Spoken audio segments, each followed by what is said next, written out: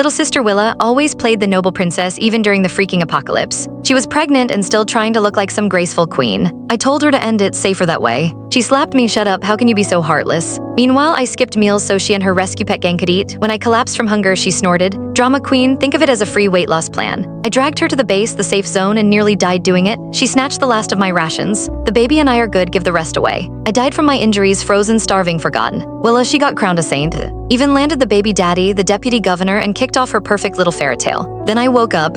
Back to the moment she asked me to swear I'd protect her and the baby. This time I laughed in her face, die for all I care. Chapter 1. Selene, if you don't save him, I'm not going back with you. Willa knelt in the shade, all soft sighs and glassy eyes, dripping water into some pretty boy's mouth like she was Mother Teresa. I was roasting in the sun, shirt soaked, lip splitting, skull pounding. With my gear strapped on and bat in hand, I kept one ear on the zombie moans creeping closer. I braced myself, I'd take them down one by one. "Selene, did you hear me?" Her voice sliced through the heat, her soft face suddenly all drama and steel. I crouched low, keeping out of a zombie's sightline. If I took out the one nearby, I'd get a breather. "Selene," Willa stood up, yelling, "if you don't save him, the baby and I would rather die out here." The guy on the ground blinked, eyes going all soft when they landed on her. I froze.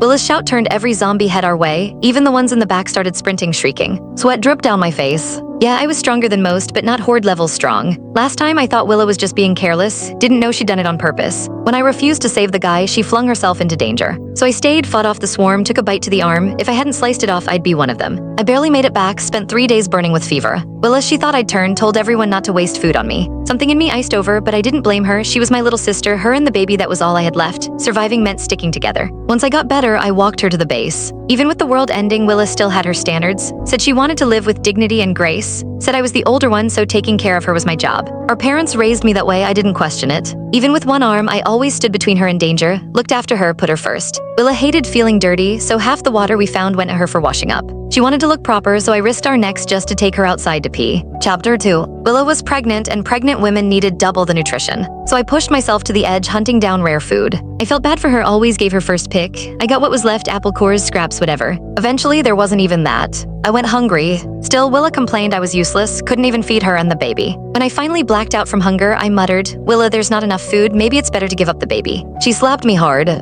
"Shut up, how can you be so cruel?" Then came the apology, but I was already done. I knew I couldn't keep this up. I told myself I'd protect her till we reached the base, then we were done. We made it, I finally got my share of relief rations. But Willa said the way I ate cautious, starving was embarrassing. She yanked the food from my hands and handed it out all noble-like. "The baby and I have enough, give the rest to others." I wasn't dressed warm enough, no food, just shivering in the cold. I starved to death right outside the base gates. Only after I died did I find out Willa had been stashing everything I brought into her pocket space, even scored big on a supply run. Her secret hoard could have— Click the link on the homepage to watch the full follow-up for free.